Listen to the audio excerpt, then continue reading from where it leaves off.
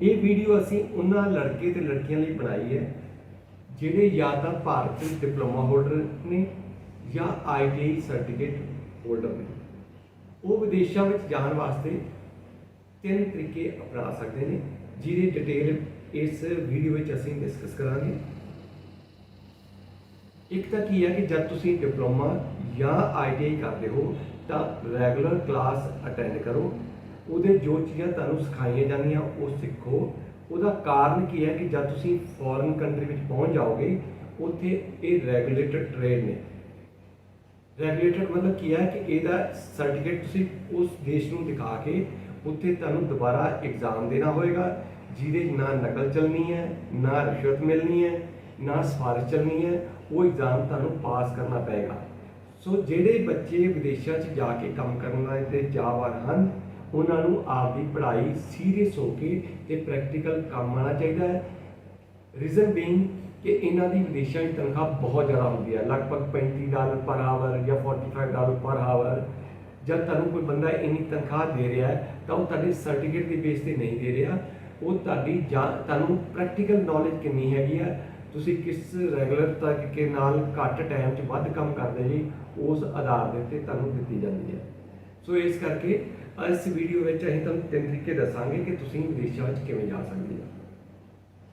सब तो पहला तरीका की है कि तुसीं आपकी पढ़ाई खत्म कर ली, तुसीं 2 साल किसी भी सरकारी या गैर सरकारी संस्था के नाल काम करना होना चाहिए और तुसीं जिहड़ी भी तनख्वाह लै रहे जी, इसका कोई मतलब नहीं है कि कितनी तनख्वाह लै रहे जी।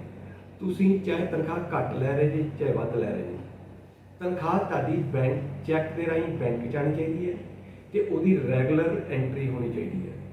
सपोज करो भी तुहानूं तनख्वाह चैक राही नहीं मिलती, तुसीं जिहड़ा कैश पेमेंट मिलती है वो पहला लिया के आपके अकाउंट में पाओ। 2-4 दिनों बाद तुसीं उन पैसे कढ़ा के खर्च लो, उहदे उत्ते बाहर दी सरकारां नूं कोई ऑब्जैक्शन नहीं है क्योंकि जब तनख्वाह बैंक च आएगी तुसीं उहनूं यूज़ करोगे तो उसनूं कोई क्राइम नहीं मन्निया जाता।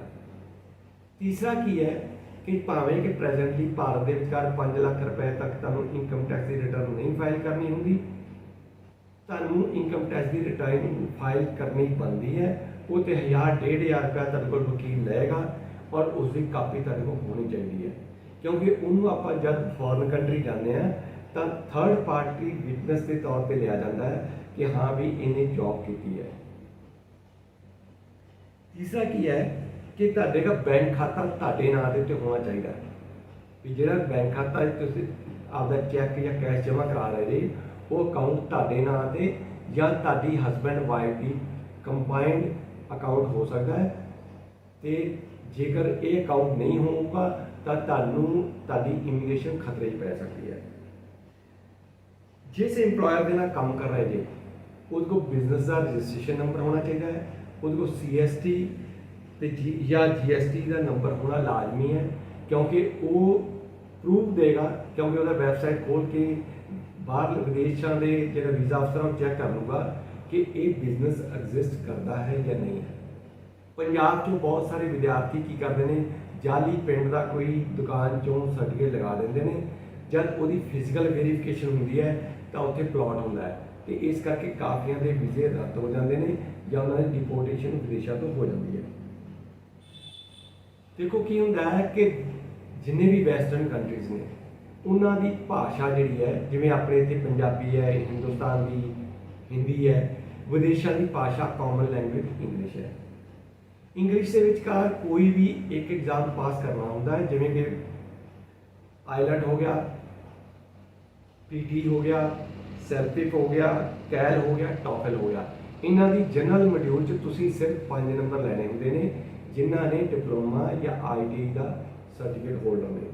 तो जब तुसीं ITI कर रहे जी या डिप्लोमे के फाइनल ईयर में जे उदों तुहानूं पार्ट टाइम भी 3 घंटे की क्लास लगानी चाहिए है या संडे ही IELTS की क्लासां इंडिया च लगदियां ने, तुहानूं ये क्लासां ला के तो प्रैक्टिस कर लेनी चाहिए है ताकि ये एग्जाम तुसीं किवें पास करना है क्योंकि ये एक बेसिक रिक्वायरमेंट है।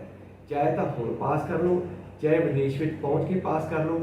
भारत के विचकार फीस घट है, 5000 रुपये महीना है या 7500 रुपये महीना है, ਬਾਹਰਲੇ ਦੇਸ਼ਾਂ 'ਚ 25,000 ਰੁਪਏ ਮਹੀਨਾ ਇਹਦੀ ਫੀਸ ਹੈ ਤੇ ਪੂਰੇ ਮਹੀਨੇ 'ਚ ਸਿਰਫ 14 ਕਲਾਸਾਂ ਲੱਗੀਆਂ ਨੇ ਤੇ ਉਹ ਵੀ 3 ਘੰਟੇ ਦੀ ਕਲਾਸ ਹੁੰਦੀ ਹੈ। ਸੋ ਇਹ ਚੀਜ਼ ਤੁਸੀਂ ਖਾਸ ਧਿਆਨ ਵਿੱਚ ਰੱਖੋ। ਤੀਸਰਾ ਕੀ ਹੈ ਕਿ ਤੁਸੀਂ ਜੇ ਡਿਪਲੋਮਾ ਇੱਥੇ ਕੀਤਾ ਹੈ ਤਾਂ ਉਹਦਾ ਐਡਵਾਂਸ ਰਿਲੀਵੈਂਟ ਕੋਰਸ ਵਿਦੇਸ਼ਾਂ 'ਚ ਲੈ ਸਕਦੇ ਜੀ। 1 ਸਾਲ ਦਾ ਕੋਰਸ ਲੈ ਕੇ ਤੁਸੀਂ ਵਿਦੇਸ਼ ਵਿੱਚ ਚਲੇ ਜਾਓ, ਉੱਥੇ ਤੁਹਾਨੂੰ 1 ਸਾਲ ਦਾ ਓਪਨ ਵਰਕ ਪਰਮਿਟ ਮਿਲੇਗਾ। 2 ਸਾਲ ਬਾਅਦ ਤੁਹਾਡੇ ਕੋਲ ਬਹੁਤ ਸਾਰੇ ਸਾਧਨ ਹੁੰਦੇ ਨੇ ਜਿਨ੍ਹਾਂ ਰਾਹੀਂ ਤੁਸੀਂ ਕੈਨੇਡਾ ਵਿੱਚ ਪੱਕੇ ਹੋ ਸਕਦੇ ਹੋ।